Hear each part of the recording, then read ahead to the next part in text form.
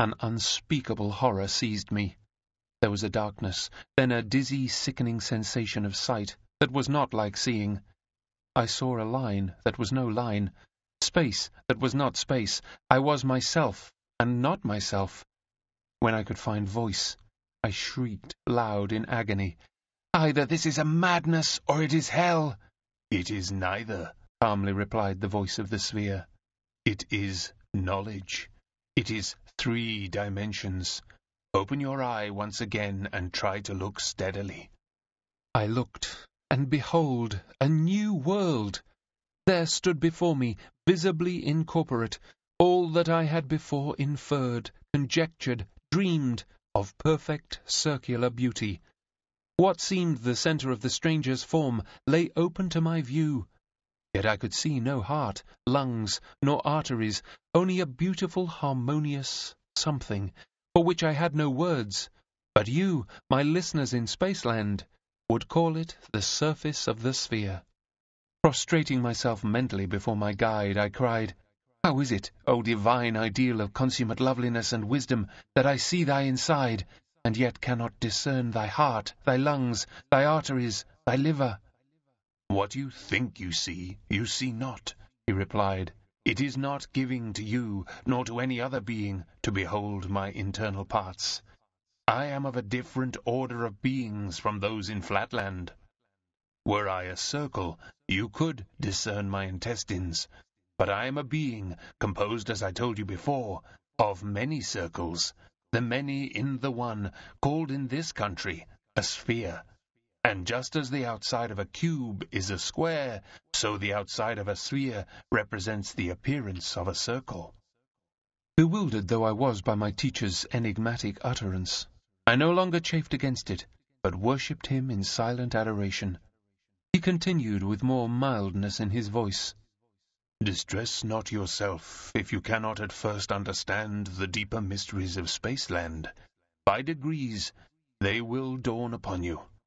Let us begin by casting back a glance at the region whence you came. Return with me a while to the plains of Flatland, and I will show you that which you have often reasoned and thought about, but never seen with a sense of sight. A visible angle." "Impossible!"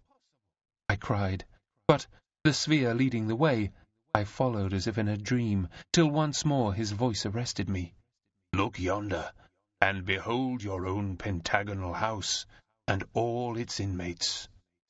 I looked below, and saw with my physical eye all that domestic individuality which I had hitherto merely inferred with the understanding. And how poor and shadowy was the inferred conjecture in comparison with the reality which I now behold.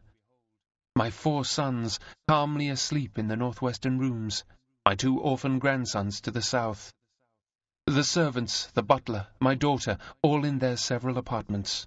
Only my affectionate wife, alarmed by my continued absence, had quitted her room, and was roving up and down in the hall, anxiously awaiting my return.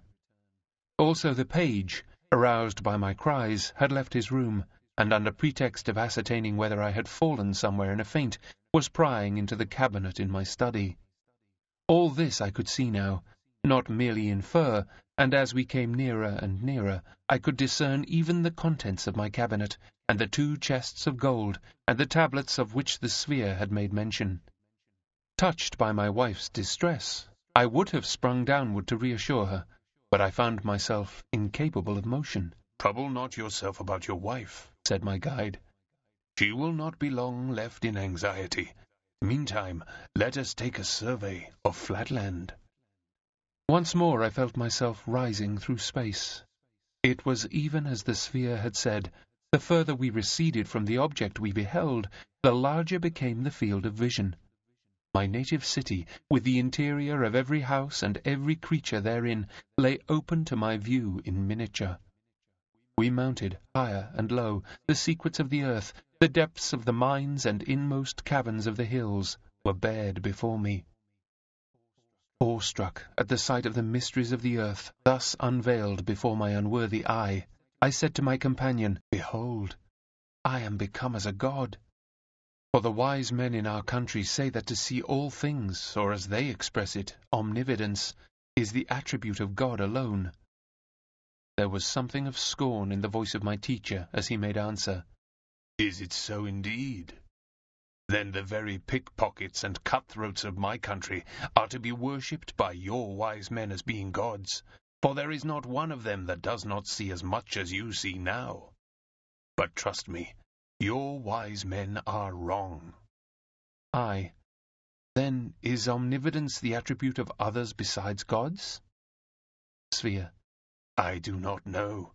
But if a pickpocket or a cutthroat of our country can see everything that is in your country, surely that is no reason why the pickpocket or cutthroat should be accepted by you as a god. This omnividence, as you call it, is not a common word in Spaceland. Does it make you more just, more merciful, less selfish, more loving? Not in the least. Then how does it make you more divine? Aye.